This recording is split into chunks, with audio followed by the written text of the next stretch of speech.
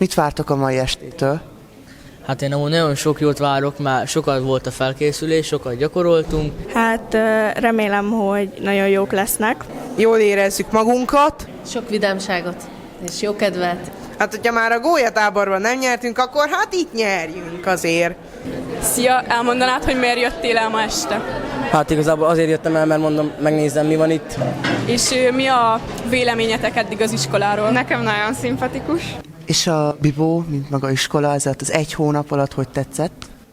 Még nem annyira tudtam így kitapasztalni az egészet, de egyébként tetszik az iskola, jók a tanárok is. És a 12-esek hozzáállása a tánctanításhoz az milyen volt? Jók voltak az oktatóink, könnyen betanították nekünk, mi is könnyen tanultunk. Tökéletesség a magas fokon kell.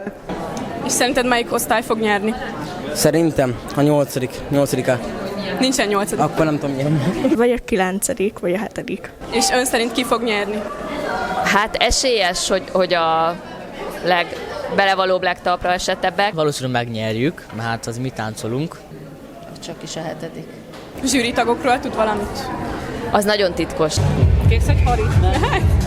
Jó napot, tanárnő! Jó napot Ön kívánok! kinek szurkol a mai este folyamán? Hát nincsen így preferált csapatom, hiszen mindenkinek egyformán kell, és illik is szurkolnom. És vannak értékes nyeremények? Igen, csokoládéválogatás, illetve palacsintapont utalvány, ami szerintem főként nagyon-nagyon izgalmas, mert mindenki szereti a palacsintát. És este jön az afterre?